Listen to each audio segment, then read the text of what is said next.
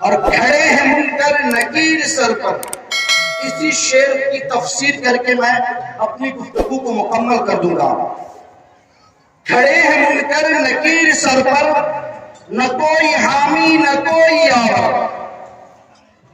کھڑے ہیں منکر نکیر سر پر، نہ کوئی حامی نہ کوئی یاور۔ بتا دو آ کر میرے پیغمبر کہ سخت مشکل جواب میں ہے۔ بتا دو آ کر میرے پیغمبر کہ سخت مشکل جواب میں ہے۔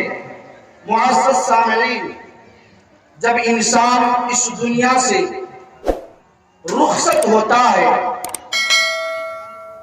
اللہ تبارک و تعالی اس حیات کے تعلق سے، اس زندگی کے تعلق سے ارشاد فرما رہا ہے، وَأَنفِقُوا مِمَّا رَزَقْنَاكُمْ مِن قَبْلِ أَن يَأْتِيَ أَحَدَكُمُ الْمَوْتُ فَيَقُولُ رَبِّي لَوْلَا أَخَّرْتَنِي إِلَىٰ أَجَلٍ قَرِيبٍ فَأَصَدَّقَ وَأَكُن مِّنَ الصَّالِحِينَ۔ اللہ فرماتا ہے کہ اے لوگوں خرچ کرو، وَأَنفِقُوا مِمَّا رَزَقْنَاكُمْ، ہم نے جو تمہیں رزق دیا ہے، ہم نے جو تمہیں مال عطا کیا ہے، اس میں سے خرچ کرو۔ کب خرچ کرو؟ من قبل ان یأتی احدکم الموت، تم میں سے کسی کو موت آنے سے پہلے، موت کا ذائقہ چکھنے سے پہلے، اس دنیا سے رخصت ہونے سے پہلے خرچ کرو۔ لولا اخرتنی الی اجل قریب، جب اسے موت آ جائے گی، جب موت کا وہ مزہ چکھ لے گا، جب وہ قبر کی منزل کو دیکھ لے گا، تو وہ کہے گا، جانے والا کہے گا، لولا اخرتنی الی اجل قریب، اے پاک پروردگار عالم، مجھے تھوڑی سی مہلت دے دے، تھوڑی سی مہلت دے دے، مجھے دنیا میں بھیج کر مجھے دوبارہ موقع دے دے۔ اے پاک پروردگار عالم، میں نے حقیقت کو نہیں سمجھ سکتا، میں حقیقت کو سمجھ نہ سکا، میں دنیا کی محبت میں مصروف تھا، قبر کی یاد نہیں آتی تھی، میدان محشر کا خوف نہیں تھا۔ اے پاک پروردگار عالم، اب قبر و حشر کو میں دیکھ چکا ہوں، لولا اخرتنی الی اجل قریب، اے پاک پروردگار عالم، مجھے تھوڑی سی مہلت دے دے، فاصدق واکن من الصالحین، تھوڑی سی مہلت دے دے تاکہ میں خوب صدقہ کروں۔ اللہ وہ بندہ اس دنیا سے جانے والا جب قبر کی منزل کو دیکھ لے گا تو وہ کہے گا، مجھے تھوڑی سی مہلت دے دے، اے پاک پروردگار عالم، مجھے دنیا میں دوبارہ بھیج دے تاکہ میں خوب صدقہ کروں۔ قبر کو دیکھ کر، حشر کو دیکھ کر، قبر کے عذاب کو دیکھ کر، قبر کی منزل کو دیکھ کر، قبر کی زندگی کو دیکھ کر وہ کہے گا، اے پاک پروردگار عالم، مجھے تھوڑی سی مہلت دے دے، فاصدق، تاکہ میں خوب صدقہ کروں، واکن من الصالحین، اور نیکوں میں سے ہو جاؤں، صالحین میں سے ہو جاؤں، نیک بن جاؤں، پرہیزگار بن جاؤں۔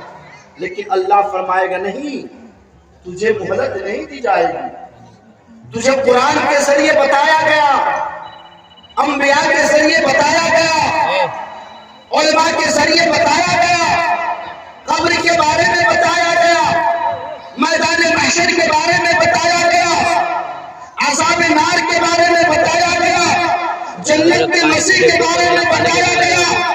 اب تجھے مہلت نہیں ملے گی، اب تو قبر کو دیکھ لیا ہے، قبر کے مناظر کو طے کر چکا ہے، یہاں کی زندگی کو تو دیکھ چکا، مشاہدہ کر چکا ہے، تجھے اب مہلت نہیں ملے گی۔ میرے مسلمان بھائیوں، جب قبر میں مردے کو لٹا دیا جاتا ہے، آپ بھی جانتے ہیں سوال ہوتا ہے، سوال کیا ہوتا ہے؟ من ربی، من رب کا تمہارا رب کون ہے؟ من رب کا تمہارا رب کون ہے؟ ربی اللہ، میرا رب اللہ ہے۔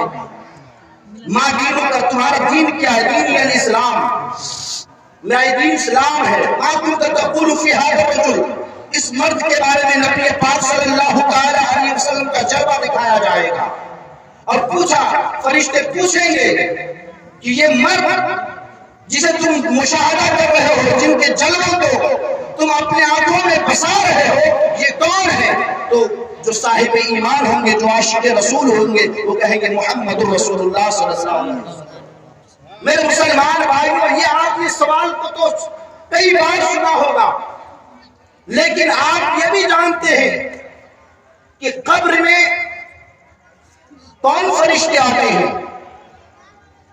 بتائیے کون فرشتے آتے ہیں؟ کیا حضرت اسرائیل علیہ السلام آتے ہیں؟ اسرافیل علیہ السلام آتے ہیں؟ جبرائیل امین آتے ہیں؟ نہیں آتے۔ کون آتے ہیں؟ منکر نکیر آتے ہیں۔ یہ منکر اور نکیر، یہ دو فرشتوں کا نام ہے، یہ دو فرشتوں کا نام ہے، منکر اور نکیر۔ اب میرے مسلمان بھائیوں، سوال جو ہوتا ہے، سوال کرنے والے کون ہوتے ہیں؟ فرشتے دو آتے ہیں، منکر اور نکیر، آپ جانتے ہیں، بارہا سنتے ہیں، لیکن آپ کو بتا دوں کہ اس جو قبر میں جو سوال کون کرتے ہیں، سوال کرنے کا کام کس کو ہے؟ تو میرے مسلمان بھائیوں، آپ اس محفل سے سیکھ کر جائیں۔ بس مختصر میں وقت ہو چکا ہے۔ دو فرشتے منکر اور نکیر آتے ہیں، لیکن دونوں فرشتے سوال نہیں کرتے، صرف ایک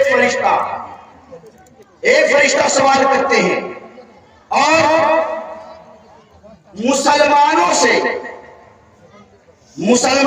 جو فرشتہ سوال کرتے ہیں ان کا نام منکر ہے، ان کا نام منکر ہے، اور دوسرا فرشتہ جو نکیر ہے وہ مسلمانوں سے سوال نہیں کرتے، بلکہ وہ کفار و مشرکین سے سوال کرتے ہیں، جس کا نام نکیر ہے۔ تو منکر مسلمانوں سے سوال کرتے ہیں اور نکیر کفار و مشرکین سے سوال کرتے ہیں۔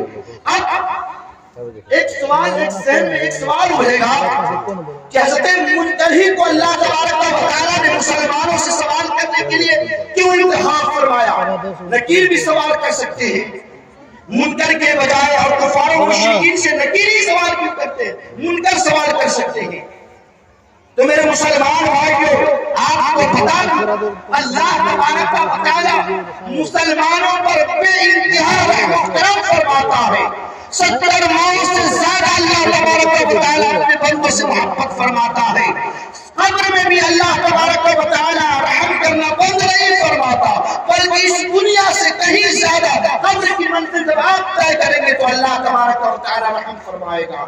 یہاں تک کہ دیکھیے حضرت منکر کا انتخاب اللہ تبارک و تعالیٰ نے مسلمانوں سے سوال کے لیے اس لیے فرمایا کہ آج دنیا میں دیکھیے آپ کہ ہر طرح کے لوگ ملتے ہیں، کسی کا مزاج کیا ہوتا ہے؟ سخت ہوتا ہے، کسی کا دل سخت ہوتا ہے، کسی کے مزاج میں نرمی ہوتی ہے، کسی کا دل نرم ہوتا ہے، اسی طرح فرشتوں کا بھی حال ہے۔ حضرت منکر کا اللہ تبارک و تعالیٰ نے مسلمانوں سے سوال کے لیے اس لیے انتخاب فرمایا کہ نکیر کے مقابلے میں حضرت منکر نرم مزاج والے ہیں، نرم دل والے ہیں۔ اللہ تبارک و تعالیٰ نے اسی نرمی کی وجہ سے حضرت منکر کا انتخاب فرمایا کہ وہ مسلمانوں سے سوال کرے۔ دیکھیے اللہ تبارک و تعالیٰ کتنا رحیم ہے، کتنا کریم ہے، کتنا رحمان ہے، کتنا رحم فرماتا ہے۔ کہ قبر میں بھی اللہ تبارک و تعالیٰ ہم پر رحم فرما رہا ہے، لیکن ہم اللہ کو کتنا یاد کرتے ہیں۔ آپ مجھ سے بہتر آپ اپنے خود کے بارے میں جانتے ہیں کہ اللہ کو، شریعت کو ہم کتنی پاسداری کرتے ہیں، کتنی اطاعت کرتے ہیں، مجھ سے بہتر آپ جانتے ہیں۔ اور نکیر اللہ تبارک و تعالیٰ نے حضرت نکیر کا انتخاب کفار و مشرکین سے سوال کرنے کے لیے اس لیے فرمایا کہ ان کا مزاج سخت ہے، ان کا دل سخت ہے، اس لیے اللہ تبارک و تعالی نے حضرت نکیر کا انتخاب حضرت نکیر کا انتخاب کفار و مشرکین سے سوال کرنے کے لیے فرمایا۔ تو میرے مسلمان بھائیوں، دعا کرتا ہوں کہ اللہ تبارک و تعالی مرحوم احسان الحق کو تمام گناہ صغائر و کبائر معاف عطا فرمائے، ان کے درجات کو بلند فرمائے۔ اگر کسی گناہ کی وجہ سے عذاب ہو رہی ہو تو قرآن کی تلاوت کی برکت سے، اس محفل میلاد النبی کی برکت سے، سبحان اللہ درود شریف کے ورد کی برکت سے اللہ انہیں اس عذاب سے نجات عطا فرمائے، قبر میں نور و رحمت کی بارش نازل فرمائے۔ السلام علیکم ورحمۃ اللہ وبرکاتہ۔